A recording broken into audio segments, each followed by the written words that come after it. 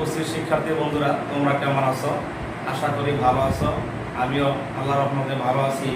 আজ তোমাদের সামনে এসে হাজির হয়েছি শেখপুর স্যার হিসাব বিজ্ঞান বিভাগ, মানিকারচর সারলতী মেমোরিয়াল বালিকা উচ্চ বিদ্যালয় মেঘনা। তোমাদের মাঝে আজ আমি নবম ও দশম শ্রেণীর হিসাব বিজ্ঞান বিষয়ের ষষ্ঠ অধ্যায় জাবেদা নিয়ে আলোচনা করব। তোমরা সবাই খাতা এবং কলম নিয়ে বসো এবং লেখার চেষ্টা করবে, ঠিক আছে? এখন তোমাদের সামনে আমি সাধারণ জাবেদা কিভাবে দাখিলা তৈরি করতে হয় সেগুলো নিয়ে আলোচনা করছি ছক আকারে। তোমরা অবশ্যই খাতায় লিখবে, ঠিক আছে? প্রথমে তোমাদের সামনে আমি একটি উদ্দীপক নিয়ে এসেছি, তা হলো জনাব আরিফের 2018 সালের জুন মাসের কতিপয় লেনদেনের ভিত্তিতে সাধারণ জাবেদা দাখিলা তৈরি করো। 2018 ইংরেজি জুন 2, নগদে পণ্য ক্রয় 5,000 টাকা। জুন 5, ধারে পণ্য ক্রয় 4,000 টাকা।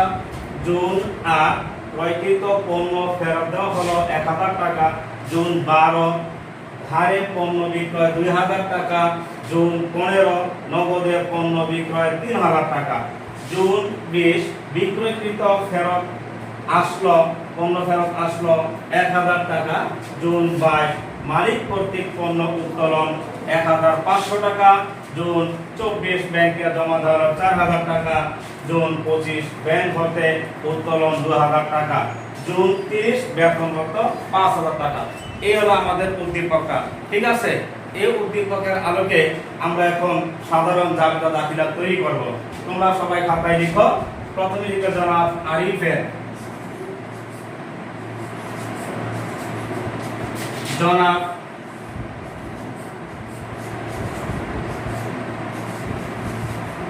আরিফের সাধারণ জাবেদা।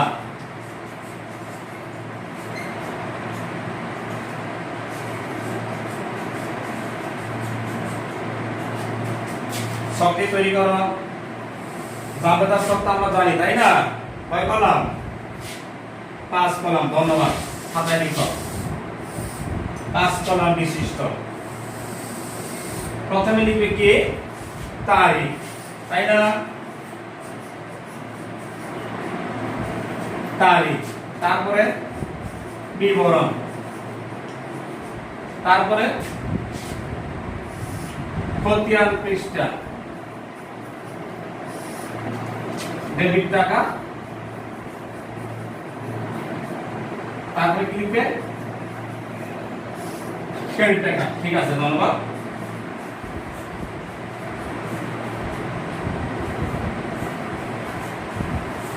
ঠিক আছে, খাতায় ছকটি তৈরি করো। তারিখের জায়গায় তারিখ লিখো। কত?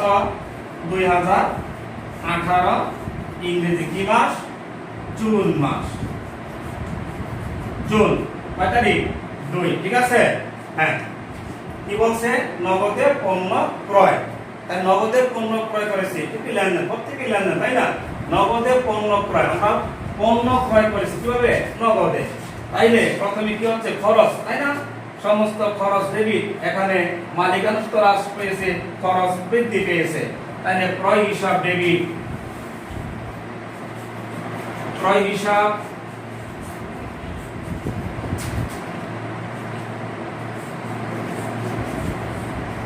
ডেবিট। আর নগদ টাকা চলে যায়, সম্পদ হ্রাস পেয়েছে, নগদান হিসাব ক্রেডিট।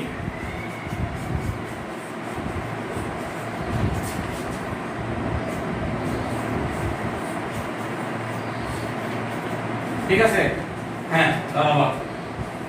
ব্যাখ্যাটা কি দিবে? যেহেতু অবশ্যই ব্যাখ্যা দিতে হবে, তাই না? প্রতিটি লেনদেনের দুটি পক্ষ থাকে, কিভাবে হলো ডেবিট ক্রেডিট, এটা ব্যাখ্যা দেব। কেন ডেবিট হলো, কেন ক্রেডিট হলো?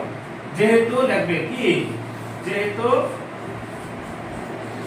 নগদে পণ্য ক্রয়, নগদে পণ্য ক্রয় করা হলো, ঠিক আছে? নগদে পণ্য ক্রয় করা, টাকা যা আছে তাই দিবে। ডেবিট যত, ক্রেডিট তত, যেহেতু দামটা যোগফল উভয় দিকে কি সমান। হ্যাঁ, ঠিক আছে। এবার কত টাকা?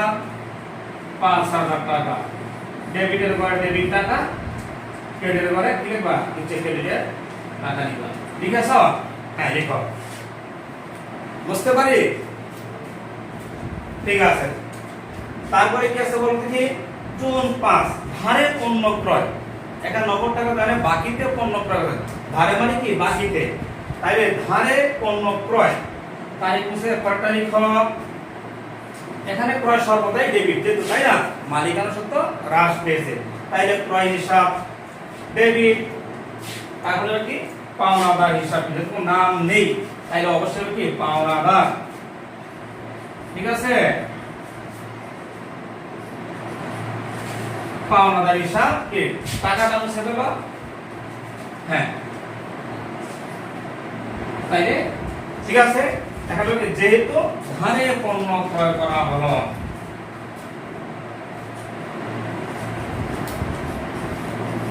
ঠিক আছে, হ্যাঁ ঠিক আছে, বুঝতে পারি।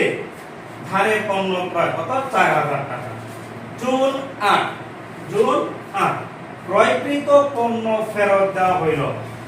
অনেক সময় পণ্য ক্রয় করছো, তার মধ্যে কি করছো, পণ্য হয়তো কোনো ত্রুটি দেখা দিয়েছে, অথবা নমুনা ভিত্তিক হয়নি, অথবা অর্ডার ভিত্তিক হয় নাই, সেই জন্য পণ্য ফেরত দেওয়া হলো। তাই ওই ক্রয়কৃত পণ্য ফেরত দেওয়া হইল, বুঝতে পারি, লিখো, হ্যাঁ ঠিক আছে।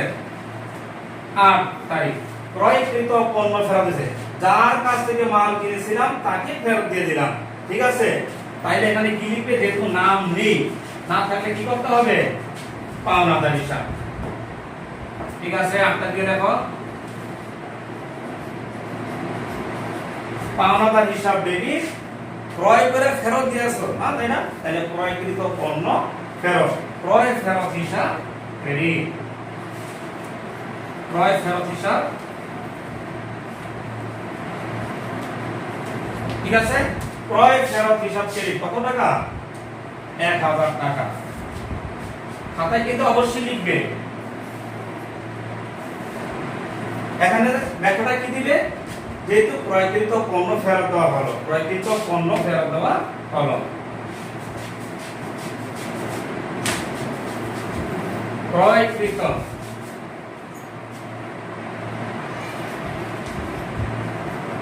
ক্রয়কৃত পণ্য ফেরত দেওয়া হলো, ওই 1000 টাকা লিখবে, ঠিক আছে। কত টাকা লিখছি, 1000 টাকা, খাতায় লিখেছ, হ্যাঁ ঠিক আছে। তারপর দেখো জুন 12 ধারে পণ্য বিক্রয়, ধারে পণ্য বিক্রয়, যেহেতু কোনো ব্যক্তির নাম নেই সেই ক্ষেত্রে কি লিখতে হবে, বাকিতে বিক্রয় সময় দেনাদার, ক্রয় সময় পাওনাদার, ধারে বিক্রয়, যার কাছে বিক্রি করেছ তার নাম লিখবে, ঠিক আছে। সাথে লিখছ, মুছে ফেলি, কয় তারিখ, 12 তারিখ,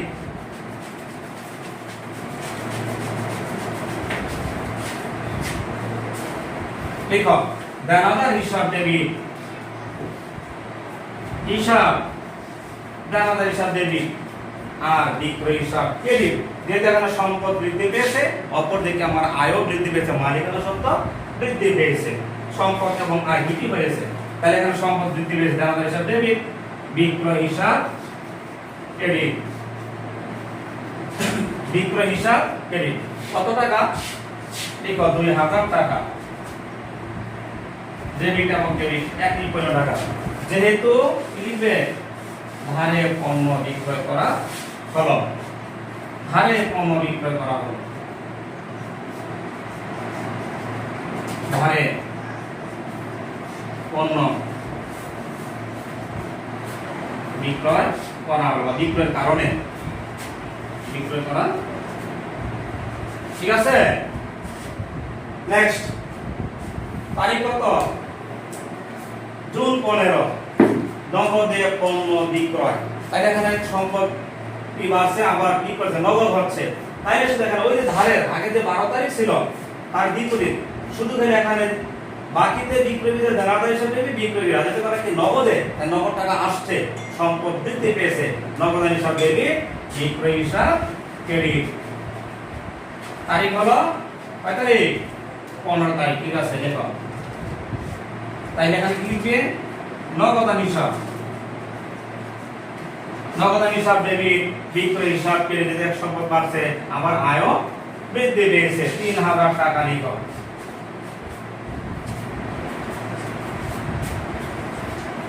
এখানে কি লিখবা যেহেতু নগদে পণ্য বিক্রয় করা হলো তো ধারে স্থলে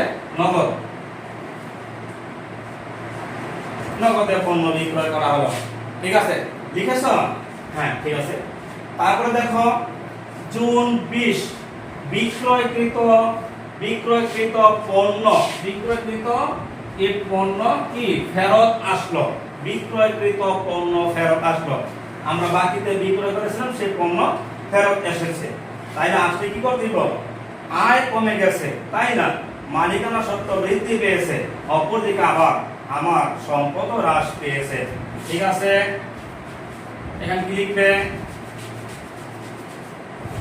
হ্যাঁ কয় তারিখ জুন 20 বিক্রয়কৃত পণ্য ফেরত আসলো তাহলে বিক্রয় ফেরত হিসাব যেখানে আয় হ্রাস পেয়েছে বিক্রয় ফেরত হিসাব ডেবিট আর এখানে যেহেতু হ্যাঁ দেনাদার উপর হ্রাস পেয়েছে তাহলে দেনাদার হিসাব মানে সম্পদ হ্রাস পেয়েছে ঠিক আছে এনে দেনাদার হিসাব যেহেতু তখন ধারে বিক্রয় করেছো দেনাদার মানে সম্পদ বেড়েছে এবং আয় বেড়েছে আর এখানে যেহেতু বিক্রিত পণ্য ফেরত এসেছে সেহেতু এখন আয় কমেছে তাহলে বিক্রয় ফেরত হিসাব ডেবিট বা সম্পদ হ্রাস দেনাদার হিসাব ক্রেডিট যেহেতু বিক্রয়কৃত পণ্য ফেরত আসলো বিক্রয়কৃত পণ্য ফেরত আসলো দেখো যেহেতু বিক্রয়কৃত পণ্য ফেরত আসলো বিক্রয়কৃত পণ্য ফেরত আসলো ঠিক আছে কত টাকা টাকাটা চেঞ্জ করে দাও বিক্রয়কৃত পণ্য ফেরত আসলো 1000 টাকা 1000 টাকা ঠিক আছে খাতায় লিখেছ বুঝতে পারি হ্যাঁ ঠিক আছে তারপরে দেখো তারিখ 22 মালিক কর্তৃক পণ্য উত্তোলন অর্থাৎ মালিক নিজের জন্য কি করছে পণ্য উত্তোলনে উঠায় ফেলছে যখন পণ্য ক্রয় করেছিল ক্রয় ডেবিট আমরা নগদ দিয়েছি নগদ দিলে হ্যাঁ ঠিক আছে আর ওই ক্রয়কৃত পণ্য মালিকের নিজের জন্য সে কারবার থেকে উঠায় নিয়ে গেছে সেজন্য এখানে ক্রয়ের পরিমাণ কি হ্রাস পেয়েছে তাই না তাই লেখা কি এখানে জুন 22 মালিক কর্তৃক পণ্য উত্তোলন উঠায় ফেলছে উত্তোলন মালিকানা সত্ত্ব কি হয়েছে রাষ্ট্রের উত্তোলন হিসাব ডেবিট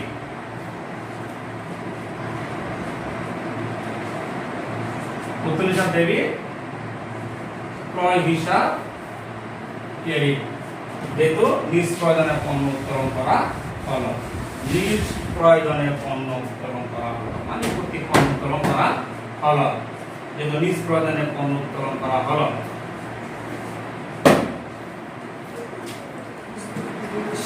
নিজ প্রয়োজনে পণ্য উত্তোলন করা কত টাকা দেখো তো নিজ প্রয়োজন 1500 টাকা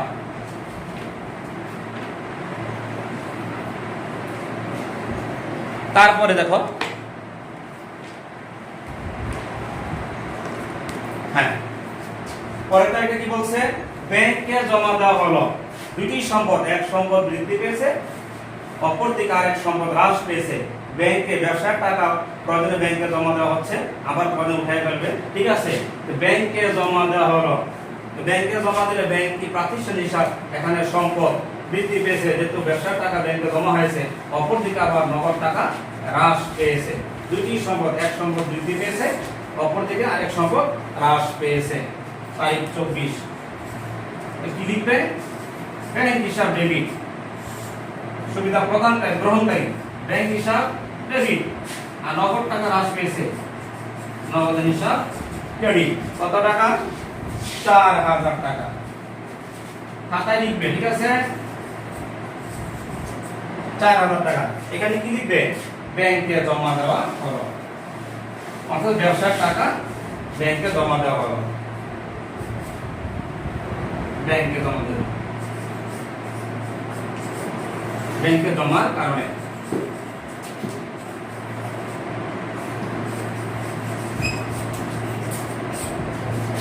জমা দেব। ঠিক আছে, নেক্সট ব্যাংক হইতে উত্তোলন। আবার প্রয়োজনে ব্যবসার প্রয়োজনে ব্যাংক থেকে টাকা উত্তোলন করে ফেলেছে, ঠিক এটা বিপরীত, তাই না? 24 তারিখের বিপরীত হলো 25 তারিখ। ব্যাংকে জমা তো হইলো ব্যাংক ডেবিট, নগদ ক্রেডিট। ব্যাংক থেকে উঠায় ফেলা হলো মানে উত্তোলন করা হলো, তাহলে নগদ হিসাব ডেবিট, ব্যাংক হিসাব ক্রেডিট। ঠিক আছে, তারিখ 25,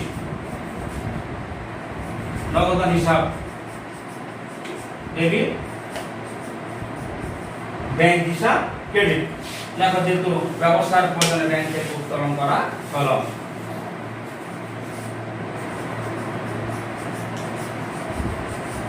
ব্যবসার প্রয়োজনে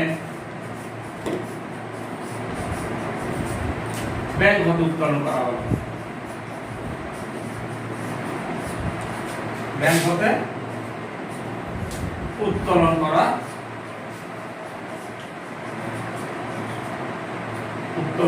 হলো। কত টাকা? 2000 টাকা।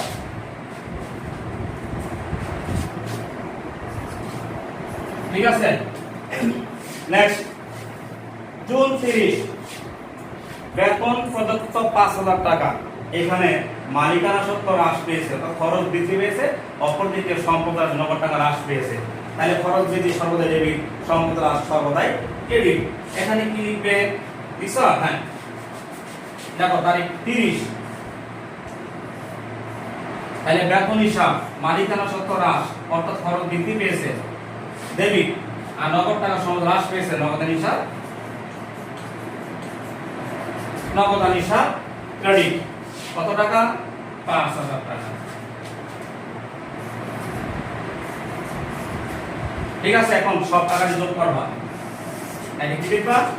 যেহেতু বেতন প্রদত্ত হলো বা দেওয়া হলো, নগদে বেতন দেওয়া হলো,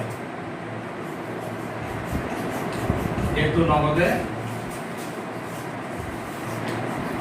বেতন দিয়া লিখছ। এখন সব টাকাটি যোগ করবে, তাই না? জাবেদার যোগফল দুই দিকে সমান, যত টাকা হয় এখানে লিখবা। ঠিক আছে, যেটা আমি মুছে ফেলেছি, তোমরা টোটাল টাকা যত ডেবিট যত ক্রেডিট যত জাবেদার যোগফল ওগুলি কি সমান, টাকাটা লিখে নিচে জ্যাট টেনে দিবা। ঠিক আছে, এই হলো আজকের মতো আমাদের এই সাধারণ জাবেদা। হ্যাঁ, তোমরা সবাই ভালো থাকো, ধন্যবাদ।